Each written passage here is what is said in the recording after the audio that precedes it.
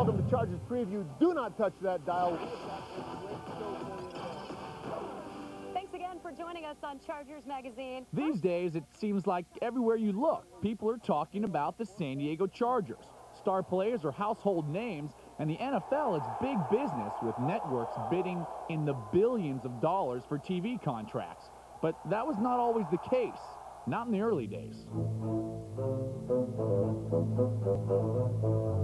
When the Chargers moved to San Diego in 1961 as a member of the American Football League, TV contracts were scarce.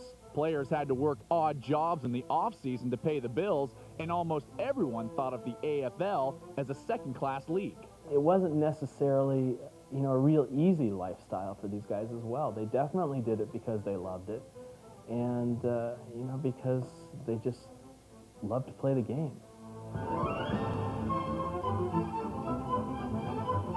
A passion for football that was easily recognized by the fans of the 1960s, but so too by the fans today.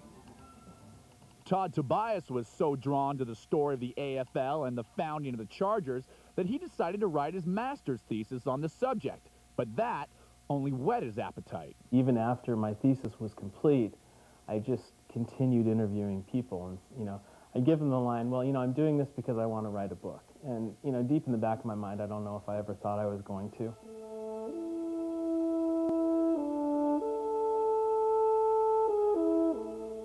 He did, and what he finished with was one of the most comprehensive looks at the AFL Chargers ever produced. 216 pages packed with more than 330 pictures from the Chargers archives and almost 60 player interviews ranging from Lance Allworth to Bob Zeman. This is great stuff. I mean, Lance Allworth celebrating the '63 championship, drinking a bottle of champagne. That's one of my favorites, though, that original coaching staff in 1960. I mean, Chuck Noll, Al Davis, Sid Gilman, Joe Madro, Jack Faulkner. I mean, there's close to 200 years of football knowledge right there. With the turn of each page, another story. What's this picture all about? This is a total example of the camaraderie. This is a pool party at the Gilman's house up on Mount Helix. And this is like, I guess, the football equivalent of sitting around in the barber shop and talking baseball. Today, the barber shop is Lance Allworth's office in Solana Beach. Well, Ron, you're on the front. Where Hall of Famers Lance and Ron Mix are seeing Todd's project for the very first time. And while Todd watches with eager anticipation, his book comes to life. This is really neat. Oh, a lot of memories.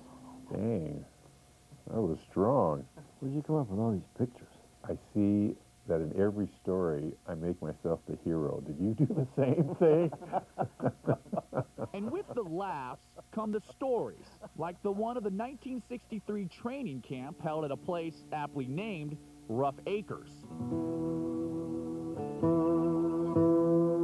Nobody would go out at night. The reason why nobody would go out at night was because the coyotes were howling and all kinds of noises were going. There were rattlesnakes all around. I mean, everybody said, hey, close that door and lock it. And I won't exaggerate. The actual count was 17 killed rattlers. The place probably should have been condemned as opposed to bringing a top-notch football team out there and having them train. Everybody talks about it being rough. Because everything was lousy about it. I actually enjoyed it. While the accounts of some of these tales vary, all agree on the facts of the biggest story in the book. The story of a league that most people believed wouldn't last. When the league first started, the NFL did not take it seriously. And I got a little angry at times because they kept putting us down for a while. It wasn't enough that we thought we were as good as anybody. We wanted the public to think that also. I think they looked down on everybody because this is the AFL. And, I think what they forgot was that we played with an college. There was very much a sense of us versus them, of, the haves versus the have-nots, whatever you want to call it. But the American Football League guys, proved the NFL wrong. The American Football League beat the odds, and the story unfolds masterfully in Tobias's book. And he did a sensational job. He deserves a lot of credit for this. Hopefully this will be one of the books that 20, 25 years from now they go back and look at and say, this is a treasure, How many of these can we find? But charging through the AFL was more of a struggle to complete than one might think. It took about 4.5 years of work, I guess. It's a long time. Yeah, a long time. I like to think it would have gone a little bit quicker, but I, had marriage and a couple of kids, and, I was sick for a little while in there, so that slowed me down a bit. In 2001, Todd was diagnosed with stage 4 Hodgkin's lymphoma cancer. He was 29 years old. I went through a bunch of chemotherapy, and you do that and you feel kind of lousy for a while. And but while I was doing that, I would interview some of these guys, do telephone interviews and things like that. And one thing that it did do was kind of take my mind off of it. These days, Todd is out promoting his book. Well, thank you, everybody. And he feels great. Nice to see some familiar faces. And Hodgkin's lymphoma is one of the most treatable cancers, and despite the late diagnosis, Todd beat the odds and has been cancer-free for nearly 2 years now. It's been a blessing for me, absolutely. It's been a pain in the neck, too. I mean, it was a hell of a lot of work, but, ultimately it was great, totally worth it. That particular story, Johnny, best I have ever seen. Wow. And Todd Tobias, boy, I tell you, just reached in and touched my heart. And I'll tell you, putting this book together for Todd Tobias looked like a great therapy for him. Yeah, I mean, therapy, therapeutic, whatever you want to say. I mean, the idea, as we kind of introduced towards the end of this piece, that he had cancer and that he beat cancer, right. which is amazing. But the idea that this book and compiling it really took his mind off of the treatment. You hear that a lot with cancer patients. When you're in the hospital all the time, you're going through chemotherapy. Just any kind of escape is wonderful. Right. And this is what this did. So it was kind of cool that it was more than just a book for him. It was kind of his salvation for part of this treatment, which I thought was just awesome. Now, you're going through this book, and whenever it happens that you look through a history of a team, you see things that you had no idea. Even though we've been covering this team for years, there's things that jumped out and surprised you, right? Absolutely. I mean, you look at some of these pictures, I had no idea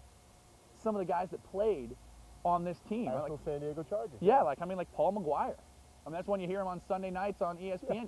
He was on the team. He was a punter, indeed, and a linebacker. I had no idea, you know. Tom Dempsey, you brought him up before we started this interview. Yeah, I mean, just big names. I mean, guys that are wildly famous. And, of course, Lance Allworth, there's one right there, who wrote the foreword to this book, and also getting to talk with him and Ron Mix.